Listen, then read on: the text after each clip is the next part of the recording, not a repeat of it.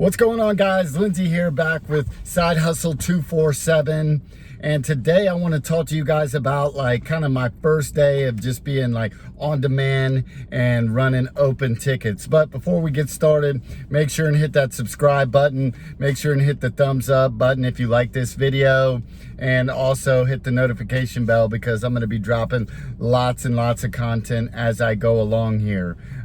So I'm a little bit further into this before I got to make my video, but I wanted to kind of give you my basic understanding and feel for my first couple days of running, just basically being on call and running on-demand tickets. So that being said, if you guys have any questions, make sure and drop them in the comments section down below. Or if you guys have any thoughts or videos that you would like me to make sure and also hit me in the comments section down below.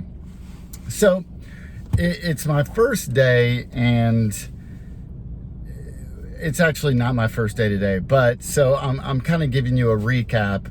I had been training, which they were just giving me an hourly pay, but I got a feel for basically where I needed to go, how things worked and stuff like that, which was pretty important, especially medical stuff, because you don't want to mess that up. If you get something that's frozen and you don't have dry ice, or you got a long distance, you just don't want to, or you get something that's not frozen and then you put it near the dry ice and it gets frozen. So I haven't done any of that yet, thank goodness. But it could always happen, and it has happened to people, even people who have been doing this a long time. So it's better to just kind of start your time off and do the right thing immediately. You got to carry your blue bag in, and so basically I have my blue bag. Anything that's just room temperature, I put it in the back. Anything that's refrigerated, I put it inside, and I just have like an ice pack, and then I have a separate cooler that I put my dry ice in. Because I'm at a hospital most of the time, you can just pop in there and get dry ice, but I think you can get it at Publix or whatever. So immediately my first day is I have a couple of boys, so I drop them off at school, call in, and I'm like, I'm ready to go. So they're like, within minutes, they've already sent me like some just great tickets. And I'm like, this is sweet. So, I'm running up in the mountains, and, I like these drives. I like the long distance drives, honestly, especially because we're in the northern section of Georgia. So I like driving through the mountains and stuff like that. It's just it's a nice little view, and it's a nice setup. So that's pretty cool. The longer the distance, especially on a stat, which just means you have a certain amount of time. I think I explained that in the last video, but you basically have a shorter amount of time to go pick it up and then bring it back to the lab. Is basically most of the stuff we're doing is lab stuff when it's stat. So you'll get maybe 2 hours, maybe a little bit longer to grab something and bring it back. So one of the things I noticed immediately was I don't remember exactly what time. My first ticket was, I think the call-in time was 8. By the time I was going to get there, it was probably going to be 9:30, and then I had to book it back another 30-minute drive. So I would have barely made it. So they sent me 2 more stats in the same kind of area at the same time, which I was kind of like, okay, this is crazy. Like, if you would have sent me this at the proper time, I could have made it. So that being said, I guess you could probably have a dispatch crew that's on top of it, and I'm not saying that you can't, but mine, I think there's some new people in there, and it's kind of a little up and down. They sent me the wrong address to one of the places, and I ended up driving. What's the chances that the exact address they sent me is an address, but it's, 16 miles in the wrong direction? So that's kind of one of those like things you're like, okay.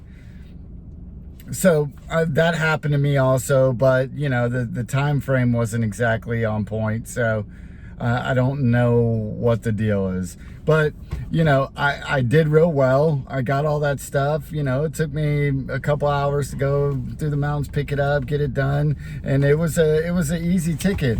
My first day was basically running around, grabbing stats, getting some routines.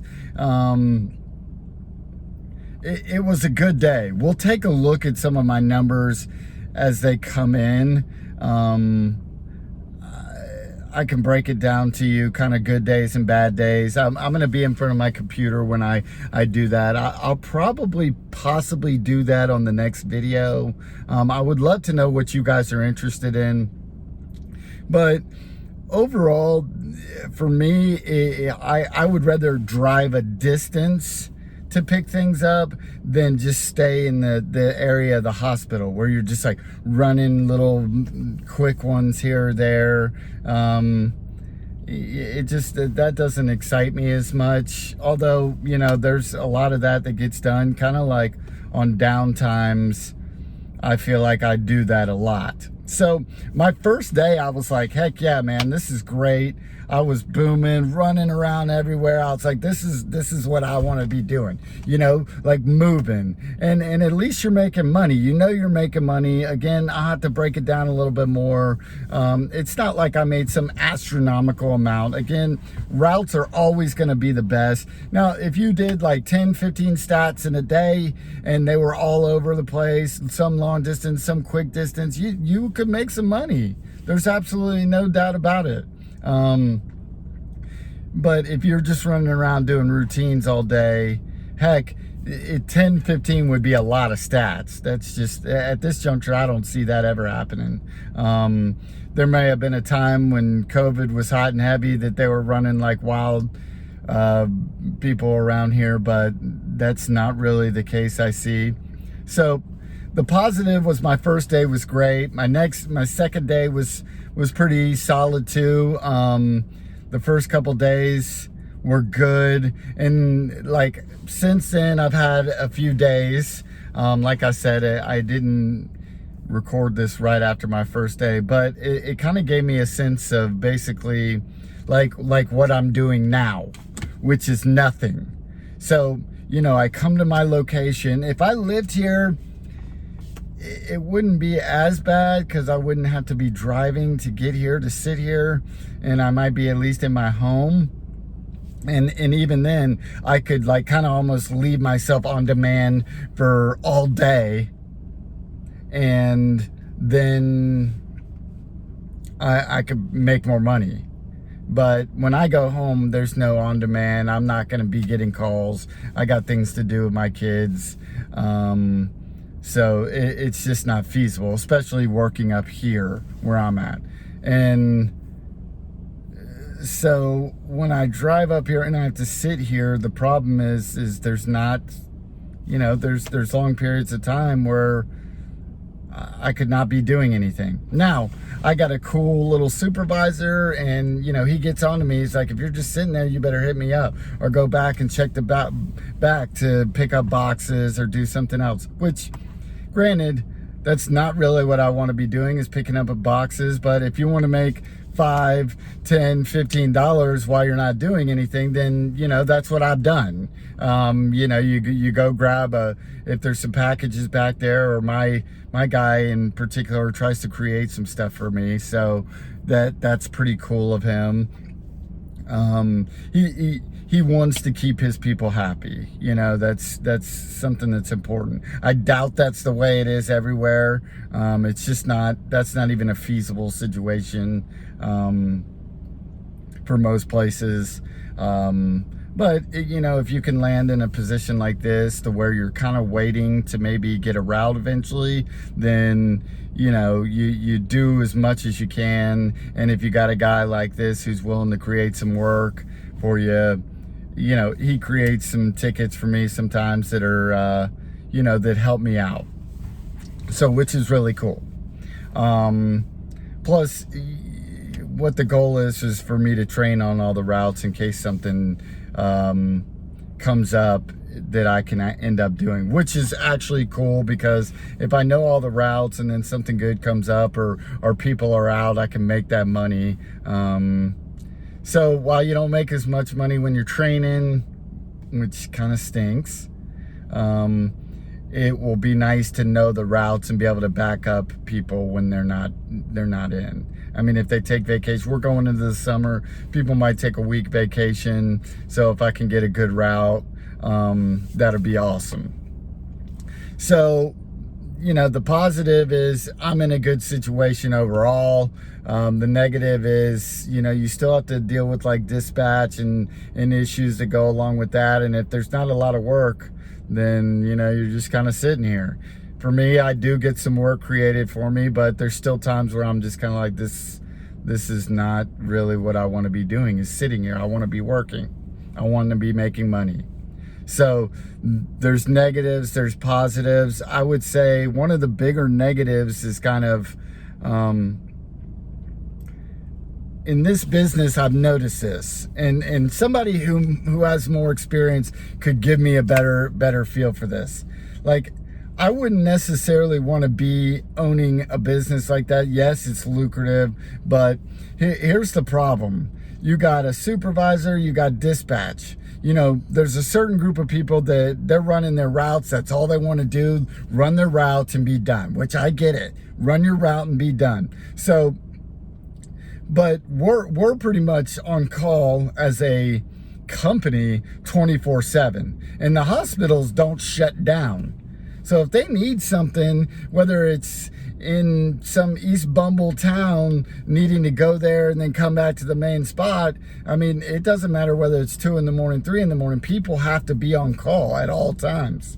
So if I'm like, okay, I'll be on call from this time to this time. After this time, I'm out. Well, 3 of the other drivers that do this too, they're out too at that time.